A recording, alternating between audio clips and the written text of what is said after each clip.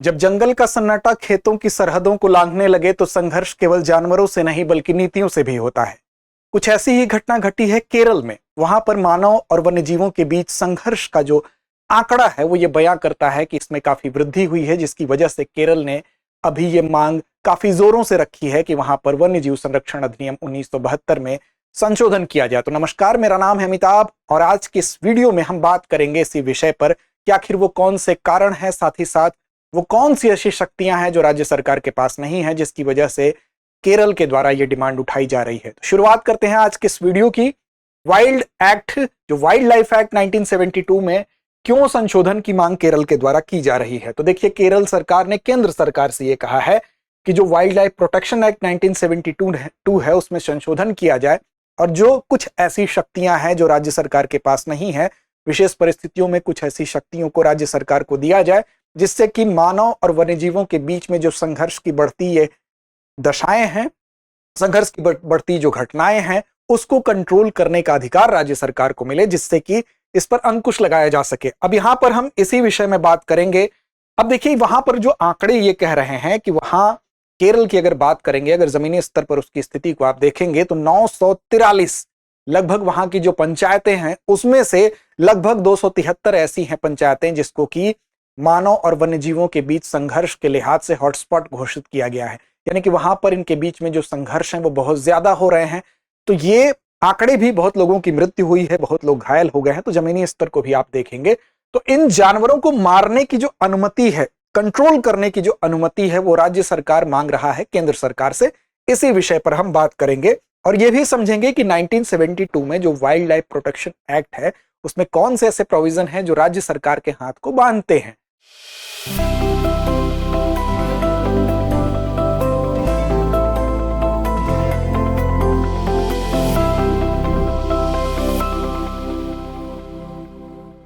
तो देखिए, बात करेंगे सबसे पहले, लेकिन उससे पहले आपके सामने एक तस्वीर रखना जरूरी है ताकि आपको यह समझ में आ जाए कि केरल की तरफ से यह डिमांड आखिर क्यों उठ रही है। बात करेंगे केरल की तो 941 यहां ग्राम पंचायतें हैं, जिसमें 273 को human wild life conflict hotspot, यानी कि मानव और वन्यजीवों के बीच जो कॉन्फ्लिक्ट होता है, संघर्ष होता है, उसके तौर पर हॉटस्पॉट घोषित किया गया है। और समय कब से कब का है तो आप देख सकते हैं कि 2016-17 से लेकर 2024-25 तक का यह समय है। 900 से ज्यादा लोगों की मृत्यु हो चुकी है और 8000 से ज्यादा लोग यहां पर घायल हो चुके हैं। 919 मौतें, 8967 लोग घायल हुए। और सबसे अधिक समस्या जिन जानवरों से होती है, उन जानवरों को अगर आप देखेंगे तो उसमें जंगली सुअर, बंदर, हाथी, तेंदुआ और बाइसन है। लेकिन ये जानवर तो खतरनाक हैं ही, साथ साथ कुछ ऐसे जानवर हैं जैसे कि बॉनेट मकैक, जो कि बंदर की ही एक प्रजाति है, और मोर, जो कि सीधे जानलेवा तो नहीं है लेकिन कहीं ना कहीं ये खेतों को तबाह करते हैं, जिससे कि मानव का जो खाद्य है, पदार्थ है, खाने की जो निर्भरता है वो प्रभावित होती है। अब बात हम करेंगे कानून और प्रशासनिक चुनौतियां आखिर वो क्या हैं जिसकी वजह से राज्य सरकार केंद्र से गुहार लगा रही है। तो देखिए, बात करेंगे समस्या क्या है। जब कोई भी जानवर मानव बस्ती में प्रवेश करता है तो ऐसी दशा में अब हम आप क्या करते हैं, हमें आपको अभी जिसको जानकारी नहीं है वो उस जीव जंतु को खदेड़ने लगेगा, पीटने लगेगा, पकड़ लेगा। लेकिन ये इतना आसान नहीं होता है, क्योंकि हमारे यहाँ वन्यजीव संरक्षण के लिए कानून बनाया गया है और इस कानून को जानना भी जरूरी है, अन्यथा आपको दंड भी मिल सकता है, उसके लिए आपको जेल भी हो सकती है। कई ऐसे जानवर हैं जो कि वन्यजीव अधिनियम की अनुसूची 1 में है और ये अनुसूची 1 जो होता है वो उन वन्यजीवों को संरक्षित करने के लिए कड़े कानून बनाता है। उनका किसी भी प्रकार से शिकार नहीं किया जा सकता है, व्यापार नहीं किया जा सकता है, और अगर कोई ऐसा करता है तो उसके लिए उसको दंड भोगना पड़ेगा। अब इन्हें मारने पर तो कड़ी रोक है। किसी भी जानवर को मारने से पहले आपको एक लंबी प्रक्रिया से गुजरना पड़ता है। आप उसको ऐसे ही नहीं मार सकते हैं। वो लंबी प्रक्रिया क्या है?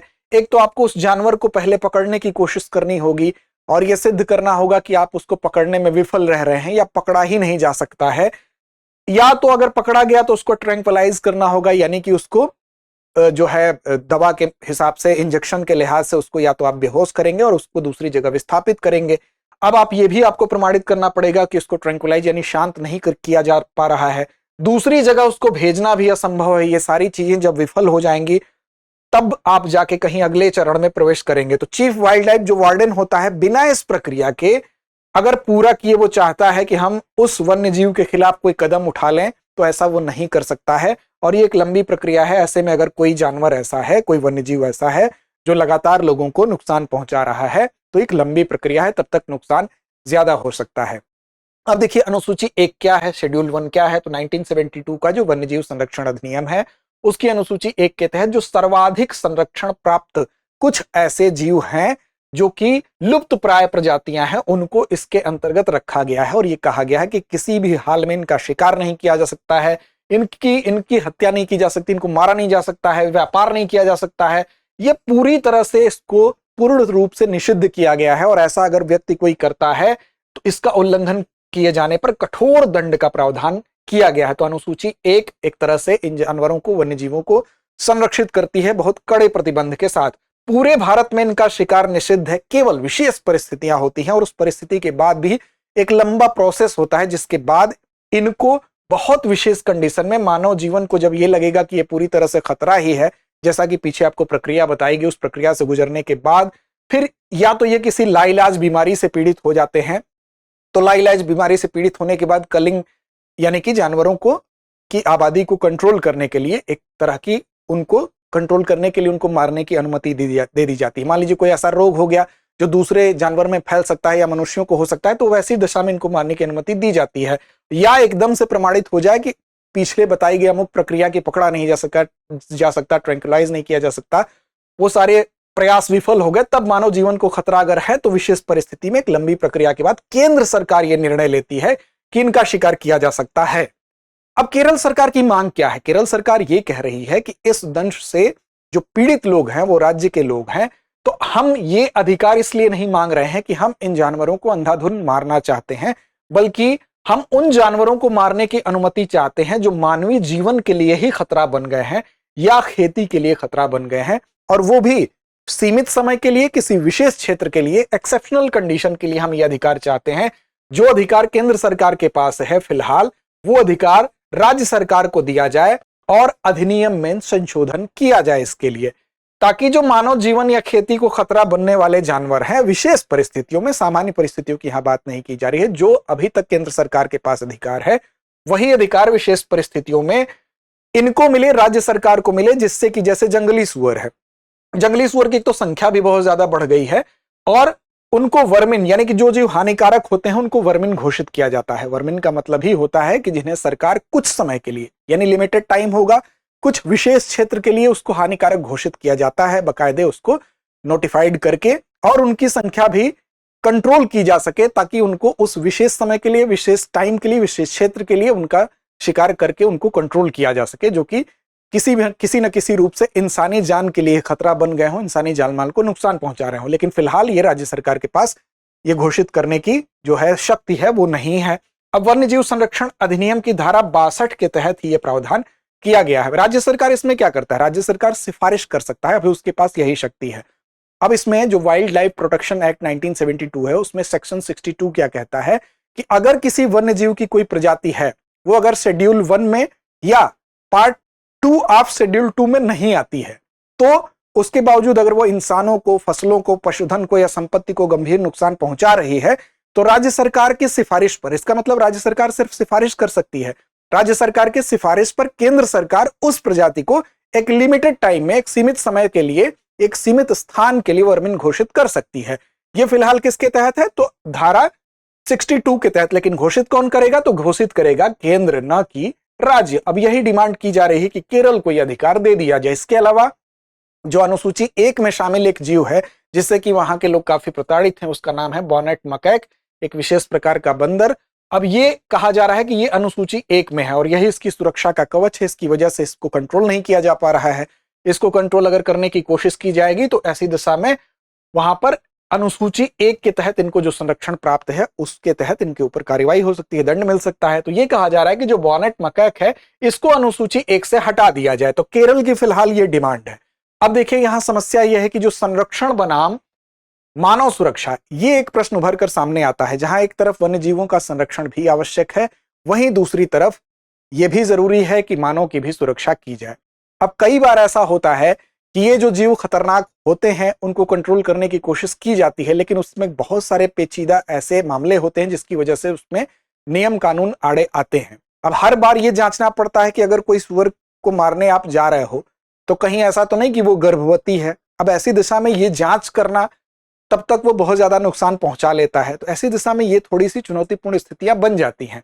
अब देखिए, कहीं ना कहीं इसके लिए हम भी जिम्मेदार हैं, क्योंकि बहुत सारी ऐसी सिचुएशन होती है, उनके हैबिटेट को कम करने में, उनके आवास को कम करने में, वन्य जीवों की संख्या में जो एक असंतुलन बढ़ा है, वनों के कम होने की वजह से जो वन्य जीवों का विस्थापन हुआ है, जंगलों में जो लगातार कमी आ रही है, इसकी वजह से इनका विस्थापन होता है और मानव बस्तियों की तरफ हो जाते हैं, क्योंकि उनके चारे में कहीं ना कहीं उनके कमी आती है, उनके शिकार में कमी आती है। फिर जंगलों में जो घरेलू पशुओं की चराई की जाती है, उसकी वजह से उनके खाद्य पर भी एक संकट आता है। साथ ही साथ खेती के जो तरीकों में बदलाव लगातार हो रहे हैं, उसकी वजह से भी परिवर्तन आता है। वनों का कम होना उसके लिए एक कारण है। इसके अलावा जंगली सूअर और बंदरों की संख्या में जो एक विस्फोटक वृद्धि हुई है, जिससे कि वन्य जीवों की संख्या का एक जो बैलेंस है, एक संतुलन है, वो भी कहीं ना कहीं प्रभावित हुआ है। अब ऐसी दिशा में कुछ ऐसे उपाय भी किए गए हैं, लेकिन वो उपाय भी असफल हुए हैं। जैसे फेंसिंग लगाने की बात की जाती है, बाड़ लगाने की बात की जाती है, वो भी फेल हुआ। अलार्म सिस्टम की बात की जाती है, वो भी फेल हुआ। अन्य रोकथाम के उपाय भी किए गए, वो भी फेल हुआ। ये केरल के संदर्भ में बात की जा रही है। इसके अलावा जो वाइल्ड बियर कंट्रोल सिस्टम है, उसमें जो प्रशिक्षित शूटर होते हैं, उनको भी वहां पर भेजा जाता है और उन शूटरों को लाइसेंस देकर यह कहा जाता है कि आपको मारने की अनुमति, जो कि इन लिस्ट से बाहर के जो पशु हैं, वो योजना भी फेल हो गई, वो योजना भी सफल नहीं हुई। तो ऐसी दिशा में केरल सरकार का यह डिमांड है कि राज्य सरकार को थोड़ा पावर दिया जाए। अब संरक्षण बनाम सुरक्षा का मुद्दा यह है कि जैसे मोर हो गया, बॉनेट मकैक हो गया, ये जो जीव होते हैं जीवन के लिए डायरेक्ट तो खतरनाक नहीं है, लेकिन कहीं ना कहीं जो फसल है उसको बर्बाद कर रहे हैं, तो खाद्य संकट उत्पन्न कर रहे हैं, घरों में घुसकर खाना लूट लेते हैं। इसके अलावा बच्चे और वृद्ध, इन दोनों का तो वो इनको तो घायल भी कर देते हैं, उस घायल होने की वजह से हो सकता है इनकी मृत्यु भी हो जाए। तो ये उस तरीके से दूसरे तरीके से नुकसान पहुंचा रहे हैं। तो वन्य जीवों का संरक्षण, जहां वन्य जीवों की संख्या घटे नहीं, ये हमारा दायित्व निस्संदेह है, लेकिन साथ साथ मानव सुरक्षा भी हमारा दायित्व है। तो दूसरी तरफ मानव जीवन और आजीविका की रक्षा भी होनी चाहिए और इसके बीच एक संतुलन की स्थिति होनी चाहिए। इसीलिए यह कहा जा रहा है कि जो बायोडायवर्सिटी प्रोटेक्शन है वर्सेस लाइवलीहुड, यानी कि जैव विविधता का संरक्षण के साथ साथ जो जीवन की सुरक्षा है, उसके बीच एक संतुलन की यहां पर आवश्यकता हो रही है। अब सवाल उठता है कि इसमें आगे की राह क्या हो सकती है। तो देखिए, आगे की राह इसमें यह हो सकती है कि हम जो है, सबसे पहले तो वाइल्ड लाइफ जो प्रोटेक्शन एक्ट है 1972, उसमें एक संशोधन किया जाए, जिससे कि जो अभी तक पावर सिर्फ सेंटर को है, वो राज्य को थोड़ा सा पावर मिल जाए, ताकि अगर विशेष परिस्थितियां होती हैं, चुनौतीपूर्ण परिस्थितियां होती हैं, जहां पर मानव जीवन को ही संकट की स्थिति का सामना करना पड़ रहा है, तो एक लंबी प्रक्रिया से न गुजरना पड़े और राज्य सरकार जो है इस विशेष परिस्थिति में निर्णय ले ले। यानी कि जो अभी हम सेक्शन 62 की बात कर रहे थे, जिसमें कि केंद्र सरकार निर्णय ले रही थी किसी जानवर को वर्मिन घोषित करने के लिए, वो निर्णय हो सकता है कि अगर संशोधन कर दिया जाए तो राज्य सरकार ले ले, क्योंकि वहां की विशेष परिस्थितियों से राज्य सरकार ज्यादा वाकिफ होगी। तो ये एक चीज हो सकती है। अतिरिक्त उपाय जो है वो सबसे महत्वपूर्ण है, जो सबसे दीर्घकालिक उपाय हो सकते हैं, जिससे कि मानव और पशुओं के बीच में जो संघर्ष है उसको कम करने का एक दीर्घकालिक समाधान। दीर्घकालिक समाधान क्या है? तो दीर्घकालिक समाधान यही है कि हम ज्यादा से ज्यादा जो वनों का संरक्षण है वो करें, क्योंकि जब उनका हैबिटेट, जो वन्य जीवों का हैबिटेट कम होता है, उनके रहने का आवास ही कम हो जाएगा। आपको अगर 5 कमरे दिए गए, 5 कमरों में आप 5 लोग रह रहे हैं और आपको 5 कमरे दे दिए गए और 25 लोगों को रहने की बात अगर हो जाएगी, तो कुछ लोग वहां से बाहर निकलेंगे, उनको रहने में दिक्कत होगी। तो जाहिर सी बात है कि उनका जो हैबिटेट है उसका विस्तार किया जाए। जो संरक्षित क्षेत्र हो गए, चाहे आपके नेशनल पार्क हो गए, वाइल्ड लाइफ सेंचुरी हो गई, इसका विस्तार करना आवश्यक है। इसके अलावा सबसे कारगर उपाय है सुरक्षित कॉरिडोर बनाना, यानी कि 2 जंगल जो हैं, यहां पर एक जंगल है, यहां पर एक जंगल है, इन दोनों को एक रास्ते के माध्यम से कनेक्ट कर देना। तो इस जंगल का प्राणी वन्य जीव टहलते हुए यहां चला जाएगा, बीच में अगर मानव बस्ती पड़ती भी है तो वो यहां आने की जहमत नहीं करेगा, वो डायरेक्ट यहां जाएगा, क्योंकि यहां पर उसके मार्फत वातावरण होगा, यहां पर उसके मार्फत जो उसके खाद्य जाल से संबंधित चीजें हैं वो उपलब्ध होंगी। अब लेकिन यहां पर इस जंगल और इस जंगल के बीच में अगर कोई मानव बस्ती है और यहां से यहां की कनेक्टिविटी का कोई रास्ता नहीं है, तो जाहिर सी बात है कि मानव बस्ती से होकर ही गुजरेंगे और वन्य जीव और पशुओं के बीच में जो संघर्ष है वो बढ़ेगा। तो सुरक्षित कॉरिडोर बनाना, यानी कि 2 जंगलों या वन्य क्षेत्र को जोड़ना, एक बहुत कारगर उपाय हो सकता है। इसके अलावा फसल बीमा, देखिए आर्थिक चोट सबसे बड़ी चोट होती है। संघर्ष का सबसे बड़ा कारण यह है कि अगर किसान की फसल नष्ट होती है, जिस पर कि उसकी पूरी जीविका निर्भर होती है, तो ऐसी दिशा में उसे लगता है हम संघर्ष कर लें, भले ही उसको भगा दे, लेकिन अपने बच्चों के पालन पोषण के लिए उसके खाद्य संकट को हम न आने दे सामने। तो ऐसी दिशा में संघर्ष होता है। अब ऐसे में अगर फसल बीमा की सुविधा यहां पर रहे, यानी कि हम ये कह सकते हैं कि फसल बीमा योजनाओं में वन्य जीव क्षति जो है उसको भी विशेष श्रेणी में अगर शामिल कर दिया जाए तो ऐसी दिशा में जो वहां के वन्य जीवों के प्रति आक्रोश या हिंसा है उसमें कमी आएगी, क्योंकि कहीं ना कहीं कृषक के पास एक आर्थिक सुरक्षा होगी। इसके अलावा हम कह सकते हैं कि दूसरी जैसे योजनाएं हैं, जैसे प्रधानमंत्री फसल बीमा योजना है, उसका भी विस्तार किया जा सकता है, उसमें भी इसको जोड़ा जा सकता है, तो ये भी एक अच्छा समाधान हो सकता है। साथ ही साथ किसानों के लिए मुआवजा नीति, अगर मान लीजिए किसी वन्यजीव से किसान को क्षति हो ही गई तो उसके लिए मुआवजा का प्रोविजन किया जा सकता है, और ये मुआवजा एक पोर्टल बना दिया जाए जिसमें कि पारदर्शी तरीके से त्वरित रूप से उसको मुआवजा मिले, तुरंत मिले, टाइम टेकिंग प्रोसेस ना हो। तो इससे क्या हो सकता है कि उसका सुधार हो सकता है। तो ये कुछ ऐसे उपाय हैं जो दीर्घकालिक उपाय हैं, जिसकी वजह से इसमें संशोधन हो सकता है, परिणाम अपेक्षित हो सकते हैं। तो ये कुछ ऐसे उपाय हैं जो आगे की राह के तौर पर देखे जा सकते हैं। इससे पहले आगे बढ़ेंगे, आईएसजीएस फाउंडेशन के संदर्भ में सूचना है, जयपुर में दिनांक 9 जून को शाम 5 बजे से और इंदौर में 23 जून शाम 6 बजे से इसकी शुरुआत हो रही है। यहां पर आप विस्तार से अगर जानकारी चाहते हैं इस कोर्स के बारे में तो 87501 वो नंबर है जिस पर आप कॉल कर सकते हैं, विस्तार से जानकारी ले सकते हैं नए बैच के संदर्भ में। आगे बढ़ेंगे और चलेंगे अभ्यास प्रश्न की तरफ। आज का अभ्यास प्रश्न है कि वाइल्ड लाइफ प्रोटेक्शन एक्ट 1972 की शेड्यूल 1 में शामिल प्रजातियों के बारे में निम्न में से कौन सा कथन सही है? पहला, इन प्रजातियों का व्यापार प्रतिबंधित नहीं है। दूसरा, इन्हें केवल राज्य सरकार की अनुमति से शिकार किया जा सकता है। तीसरा, इन प्रजातियों को सर्वोच्च कानूनी संरक्षण प्राप्त है। चौथा, इन्हें केवल चिड़ियाघर में रखा जा सकता है। तो उम्मीद ही नहीं, विश्वास है कि इसका सही और सटीक जवाब आप कमेंट बॉक्स में जरूर देंगे। लड़ते रहें, अपने लक्ष्य की ओर बढ़ते रहें। डियर व्यूअर्स, अपने एग्जाम की तैयारी को और बेहतर करने के लिए हमारे चैनल को लाइक, शेयर और सब्सक्राइब करना न भूलें।